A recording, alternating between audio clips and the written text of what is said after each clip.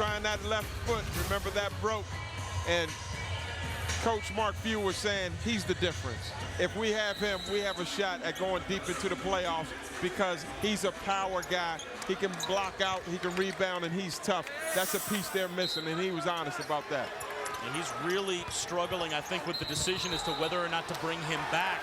An offensive foul called on Mark Trasolini, and that's his first. And I guess the decision is if you bring Sacre back and things don't work out, the moment he plays a game in the second half of the season, you burn any chance of a red shirt. They could redshirt him and save an entire season of eligibility.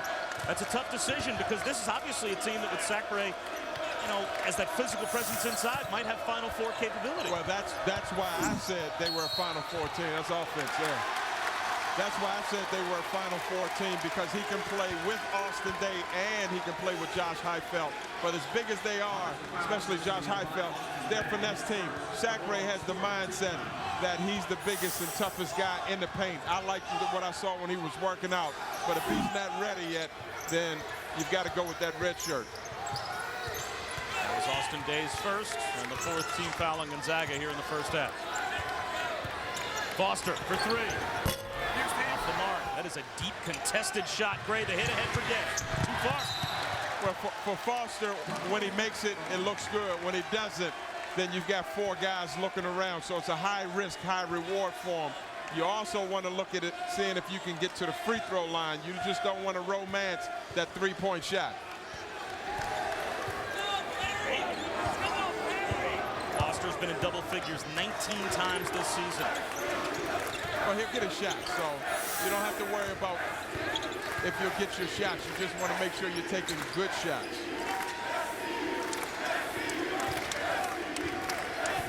Shot clock down to 10. Foster spins with the shot clock at 6. Needs Rehan. Rehan drives it, gets the bounce.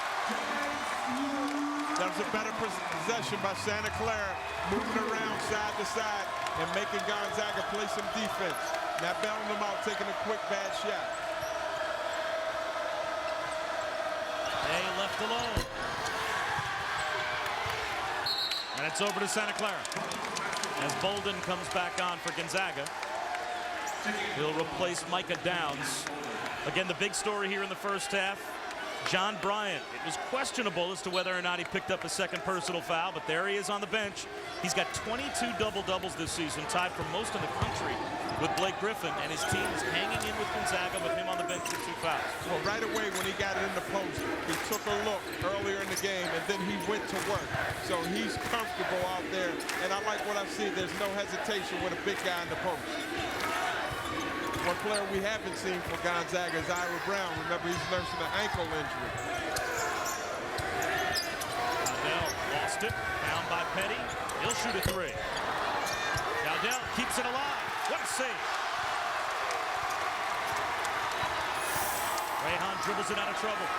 The value of an offensive rebound, the defense has to play defense again if you ran it down. You want to run that clock down some more. That slows takes the air off the ball some. Heifeld's got a mismatch if they can get it to him. And he's fouled by Dowdell. Well, Kerry Keating told us 12 or fewer turnovers out-rebound Gonzaga, and they're on pace right now to be right around the number he said for both categories. And without their star player, John Bryant, so they're holding the line right now. The question you have to ask, can they do this in the second half? Do they have that one gear to get a lead and take the lead?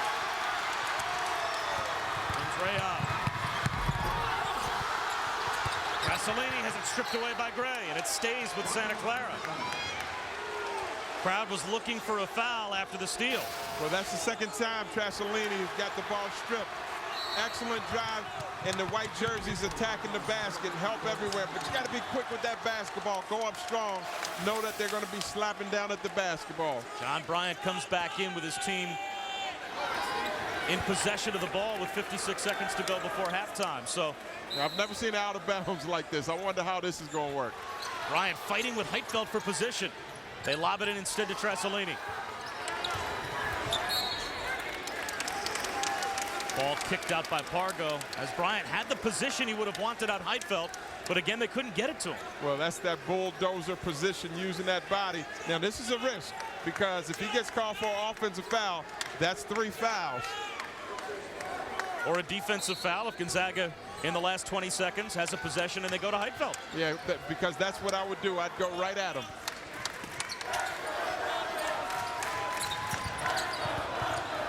Deep position for Bryant. Muscles it up and draws a foul.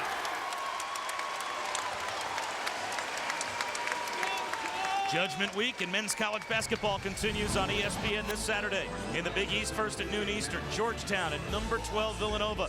Then at 9 Eastern, we go to the Pac-10 for number 19 UCLA and Cal. The Bruins and Golden Bears wrap up a Judgment Week Saturday. Men's college basketball on ESPN coming up this weekend. There's 2 things about a big guy that I love. If he has a go-to move, a jump hook, a drop step, and then if he can hit free throws, because you do your work on the court, on the low box, and then you get fouled. And I love that 1-2 combination. That impresses me as much as anything else. He's a 76% free throw. Oh, that's you can't ask for more. He did his job. He got a positive play, and then they got him out. Scott Thompson comes back in to play defense for Santa Clara. About a 5-second differential between the shot clock and the game clock.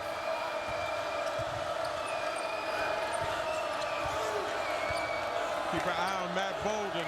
On the driving kick, he'll hit a shot. Also, Gray is confident to take a big shot.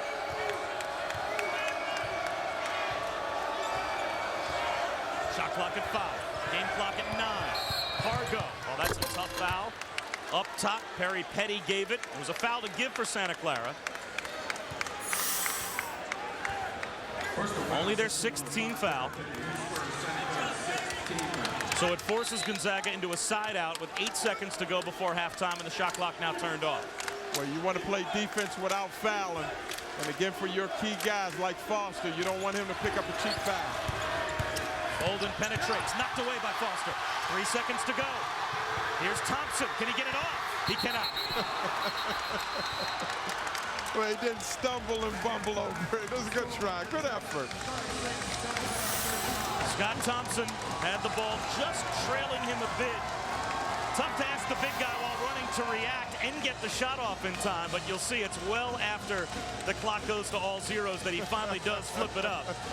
It's at all zeros for a while.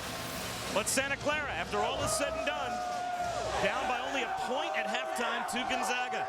Now let's join Will Selva and Stephen Bardo standing by in our ESPN studios with the halftime report. Guys?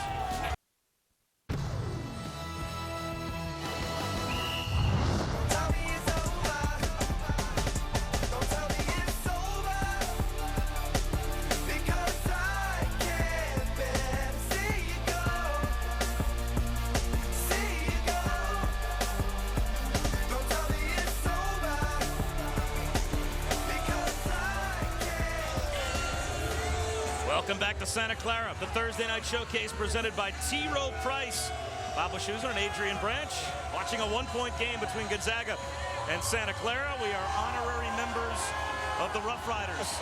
Apparently tonight, we're right in the student section. You know what? This is great. It's great college basketball. You might have to go sign language because I can't hear you, and I just got hit upside the head with the towel. Well, Josh Heidfeld and John Bryant were our Star Watch players, the 2 centers in the first half, at least when Bryant stayed out of foul trouble and was on the floor, very effective as we take a look at our highlights. Well, yeah, for the big guys, blocking shots, that's what you want, the last line of defense, and running the floor for Heidfeld. He got into this game, he got into a flow, and they were finding them. Big guys need some help, and watch this drive running the floor with the follow-up. Big-time effort in the first half. Now for John Bryant, he's got 8 points in 10 minutes. Foul trouble, but watch this beautiful up and under right there, point-blank range. And then again, that step right there, the step back, elevating for space. And then the defense right here, blocking shots without leaving the floor. He's a very good player, 2 big guys going. But look at this, you've got to reward the big guy. Last line of defense, he's going to throw it out, and then Pargo gets it and gets into the middle of the floor, which opens a running lane for Heidfeld that's going to come right down the middle. Basic basketball, rewarding the big guy. for running the floor. Excellent job. Take a look at some of our first half numbers. Heitfeld with 13, 8 assists and 8 total turnovers for Gonzaga. Not bad in the turnover department for Santa Clara.